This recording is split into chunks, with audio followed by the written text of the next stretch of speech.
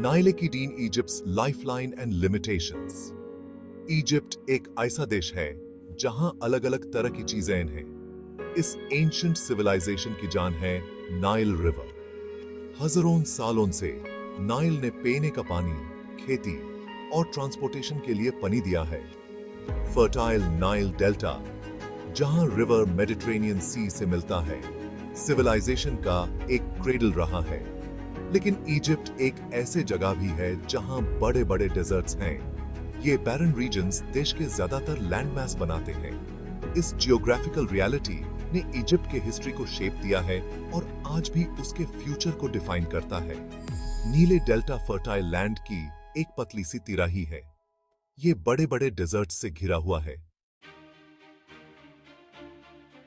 दाबामाइन delta, feeding a growing nation. Nile delta हमेशा से Egypt का अन्नदाता रहा है।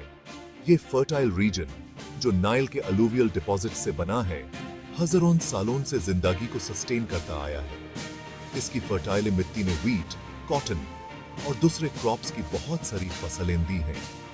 नीले के annual floods natural irrigation provide करते थे, जिससे लैंड की फर्टिलिटी बनी रहती थी। नेचर और इंसानी हुस्न के बीच इस डेलिकेट बैलेंस ने दुनिया की सबसे पहली सिविलाइजेशंस में से एक को फ्लरिश होने दिया। हालांकि 20th सेंचुरी इस एंशिएंट रिलेशनशिप में काफी चेंजेस लाया। 1960s में असवान हाई डैम का कंस्ट्रक्शन, जबकि फ्लड कंट्रोल और हाइड्रो इलेक्ट्रिक पावर जैसे फायदे दिए, नाइल के नेचुरल साइकिल को भी बदल दिया। एनुअल फ्लड्स, जो कभी डेल्टा पर न्यूट्रिएंट रिच सिल्ट डिपॉजिट करते थे, रोक दिए गए। इसके चलते आर्टिफिशियल फर्टिलाइजर्स पर डिपेंडेंस बढ़ी है और सॉइल डिग्रेडेशन की चिंता बढ़ी है।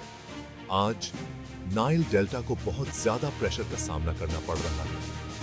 मिड 20th सेंचुरी से इजिप्ट की आबादी 3 गुना हो गई है, जो अब 100 मिलियन से ज्यादा है। इस रैपिड ग्रोथ ने फूड प्रोडक्शन पर काफी दबाव डाला है।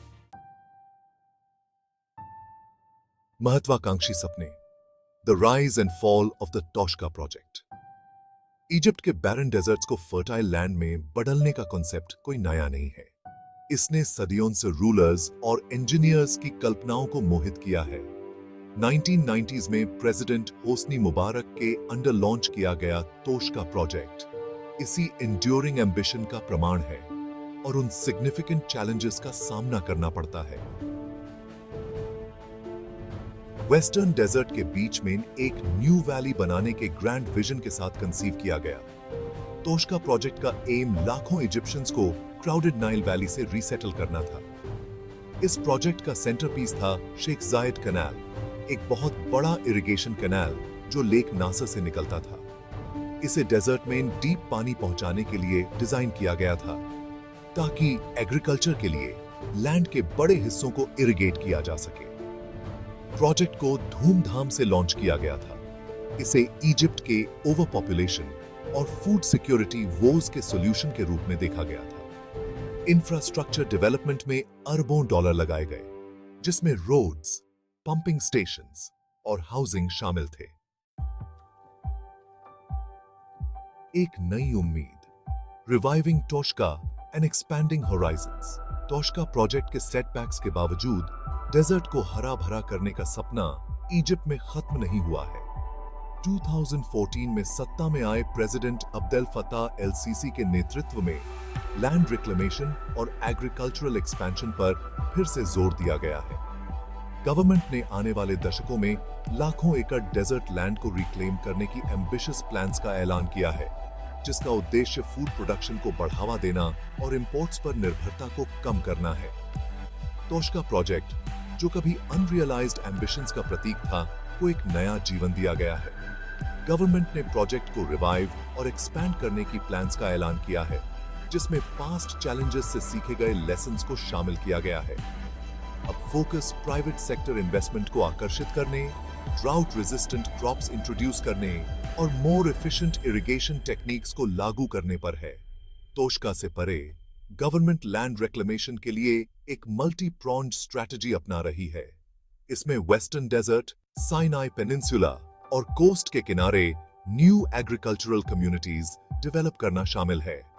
Focus integrated agro industrial complexes बनाने पर है, जिसमें लार्ज स्केल फार्मिंग को फूड प्रोसेसिंग और पैकेजिंग फैसिलिटीज के साथ जोड़ा जाता है। रेगिस्तान को हरा भरा बनाना, innovations and mega projects take root. अपने एग्रीकल्चरल फ्रंटियर्स का विस्तार करने की इजिप्ट की कोशिश पूरी तरह से ट्रेडिशनल लैंड रिक्लेमेशन टेक्निक्स पर निर्भर नहीं है। गवर्नमेंट वाटर स्कैर्सिटी और कठोर डेजर्ट कंडीशंस की चुनौतियों से पार पाने के लिए इनोवेटिव सॉल्यूशंस को एक्टिवली एक्सप्लोर और इंप्लीमेंट कर रही है। ये प्रयास नेसेसिटी और एग्रीकल्चरल टेक्नोलॉजी में एक रीजनल लीडर के रूप में इजिप्ट को पोजीशन करने की इच्छा से प्रेरित हैं। ऐसा ही एक इनोवेशन है ग्रीन हाउसेस का यूज। इजिप्ट में ग्रीन हाउस एग्रीकल्चर में तेजी आई है, खासकर डेजर्ट रीजन्स में। ग्रीन हाउसेस एक कंट्रोल्ड एनवायरनमेंट प्रदान करते हैं जिससे साल भर खेती की जा सकती है। ड्रिप इरिगेशन के माध्यम से पानी की खपत कम होती है और कठोर मौसम की स्थिति से सुरक्षा मिलती है। वे हाई वैल्यू क्रॉप्स जैसे फ्रूट्स, वेजिटेबल्स और फ्लावर्स के लिए विशेष रूप से उपयुक्त हैं, जिन्हें फॉरेन करेंसी जनरेट करने के लिए एक्सपोर्ट किया जा सकता है। ध्यान केंद्रित करने का एक और क्षेत्र है ड्राउट रेजिस्टेंट और सेलाइन टॉलरेंट क्रॉप्स का डेवलपमेंट। मिस्र के वैज्ञानिक ऐसी फसल किस्मों को विकसित करने पर काम कर रहे हैं जो रेगिस्तान की चुनौतीपूर्ण परिस्थितियों में पनप सकें। The blue gold, confronting water scarcity in a changing climate. पानी किसी भी एग्रीकल्चरल एंडेवर की जीवन रेखा इजिप्ट में एक प्रेशियस कमोडिटी है। देश अपनी पानी की जरूरतों के लिए लगभग पूरी तरह से नाइल रिवर पर निर्भर है। पानी के एक ही स्रोत पर यह निर्भरता महत्वपूर्ण चुनौतियां पेश करती है। ग्रैंड इथियोपियन रेनेसेंस डैम ने इजिप्ट में वाटर सिक्योरिटी के बारे में चिंताओं को बढ़ा दिया है। ब्लू नाइल पर स्थित इस बांध में डाउनस्ट्रीम पानी के बहाव को कम करने की क्षमता है। बांध को लेकर इजिप्ट, इथियोपिया और सूडान के बीच बातचीत वर्षों से चल रही है। इजिप्ट पानी के संरक्षण और वैकल्पिक स्रोतों का पता लगाने के लिए एक बहुआयामी रणनीति अपना रहा है। The military's hand engineering and economics in the desert. देश के लैंड रिक्लेमेशन और एग्रीकल्चरल डेवलपमेंट के प्रयासों में मिस्र की सेना एक बहुआयामी भूमिका निभाती है।